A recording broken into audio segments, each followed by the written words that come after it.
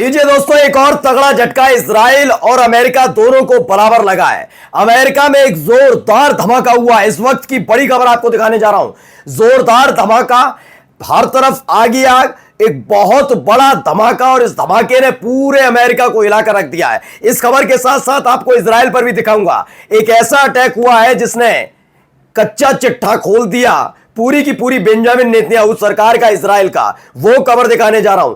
Yemen जो 82,000 आम नागरिकों को अपने यहां दे चुका है मिलिट्री ट्रेनिंग, उसकी फुटेज जारी कर दी है कि वो इजराइल में दाखिल होने जा रहे हैं। तो आपको दिखाऊंगा कि आखिर यमन ने, हुती लड़ाकों ने अचानक से बेन गुरेन एयरपोर्ट को क्यों निशाना बनाया था।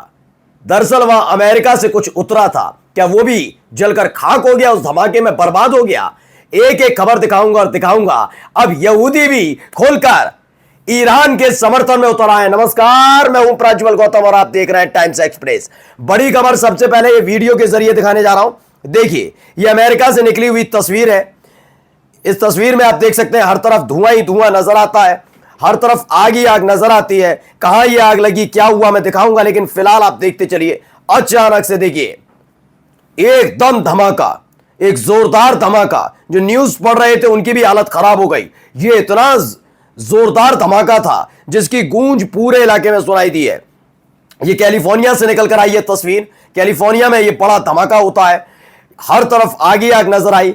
बताया गया ये एक्सप्लोजन फायरवर्क फैसिलिटी में हुआ है, यहां पर बहुत सारे बम रखे हुए थे, पटाखे रखे हुए थे। अचानक से वहां आग लगती और देखते ही देखते जोरदार धमाका होता है। इस धमाके ने अमेरिका को अंदर तक हिला दिया है, क्योंकि लगातार इस पर काबू पर पाने की कोशिश की और उतने ही जोरदार धमाके हो रहे थे। ये एक तस्वीर, एक वीडियो निकलकर सामने आई जिसने अंदर तक हिलाकर रख दिया, खास तौर पर अमेरिका को। अब देखिए, जो हमला इजराइल पर ताजा हुआ है, ये बम गोला बारूद से नहीं हुआ है, बल्कि ये हुआ है साइबर क्राइम। जी हां, कच्चा चिट्ठा खुल रहा है। आप याद करिएगा, जब गजा के साथ इनका संघर्ष चल रहा था, लगातार इनकी पोल पट्टी खुल रही थी।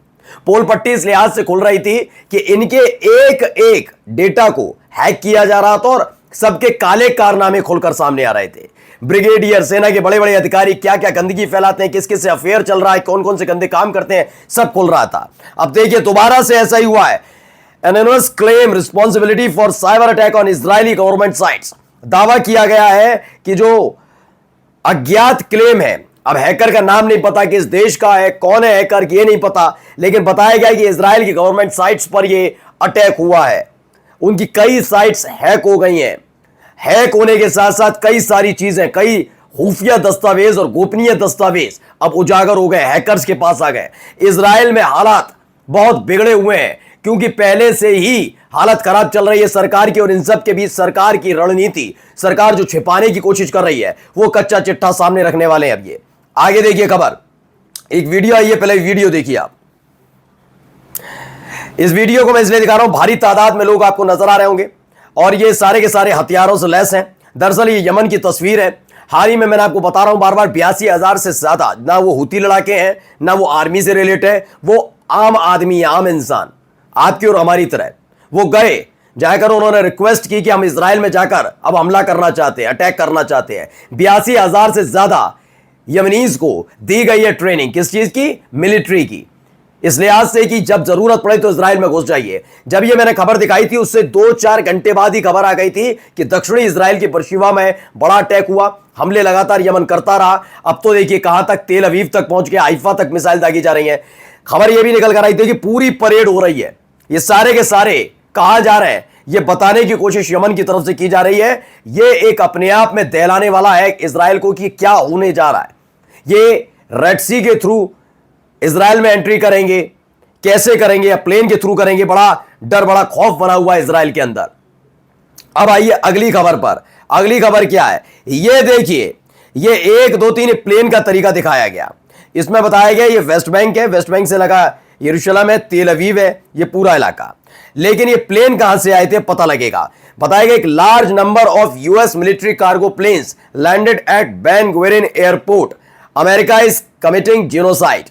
दावा किया गया है कि बेन गुएरिन एयरपोर्ट पर एक नहीं, दो नहीं, भारी तादाद में अमेरिका के मिलिट्री कार्गो प्लेन उतरे थे। कितने, एक दो नहीं, बहुत सारे, large number of US military. और इस दावे के बीच ही देखिए खबर निकलकर सामने क्या आई कि जैसे ये उतरे हैं, अब इसमें से सामान उतारा गया नहीं उतारा गया, ये वहां से चले गए नहीं चले गए, इसके बारे में कोई जानकारी नहीं है। यानी उसके फौरन बाद ही यमन की तरफ से एक हाइपरसोनिक मिसाइल आती है और बैन गुरियन एयरपोर्ट का नक्शा बिगाड़ देती है।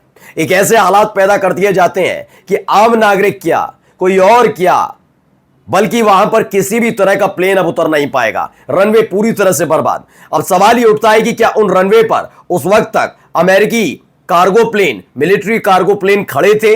और खड़े भी थे तो क्या उनमें रखा हुआ था वही सामान जो पहुंचाया जा रहा था अमेरिका की तरफ से इजराइल? क्या वो सामान सहित कार्गो प्लेन इस धमाके में बर्बाद हो गए, या खाली थे प्लेन, या प्लेन वहां से चले गए? इसकी अभी जानकारी निकलकर नहीं आई। इजराइल हर चीज छिपाना चाहता है, अमेरिका हर चीज छिपाना चाहता है। आपने ईरान पर हुए हमले के दौरान ही देख लिया कि अमेरिका झूठ बोल रहा था। वहां के खुद के पत्रकार बता रहे थे कि ईरान की न्यूक्लियर फैसिलिटी पर कोई फर्क नहीं पड़ा। डोनाल्ड ट्रंप पगला से गए, वो बार बार चीख चीख कर कहने लगे कि सीएनएन की जो रिपोर्टर इसको रिपोर्ट कर रही है, इसे कुत्ते की तरह लात मार के निकालो। इस तरह की शब्द का इस्तेमाल अमेरिका के राष्ट्रपति करने लग जाता है। या इजराइल सीज फायर चिल्लाने वाला बाद में कहने लगा हम तो युद्ध जीत गए। यही नहीं, और जो जहां जहां बर्बादी हुई थी, तबाही हुई, उसकी रिपोर्ट नहीं करने दे रहे। वो तो गुपचुप तरीके से जिसने वीडियो बनाई उसे सर्कुलेट कर दिया, वरना एक रिपोर्ट नहीं आई। ऐसा बताया कि इजराइल में कुछ बिगड़ा ही नहीं है, जबकि इजराइली परेशान है। चलिए अगली खबर आपको दिखाने जा रहा हूं। ये देखिए, ये वर्दी तो आप पहचाने होंगे, ईरान के सिपाहियों की है। ये सारे के सारे भर्ती हो गए। ये है कौन? यहूदी। सर पर टोपी आपको दिख रही होगी। यहूदी कौन होते हैं? इजराइल में जो रह रहे हैं इजराइलियों को यहूदी कहा जाता है, ज्यूस। ये ना, वो सारे के सारे यहूदी हैं। लेकिन यहूदियों का मतलब ये नहीं है सारे इजरायली हैं।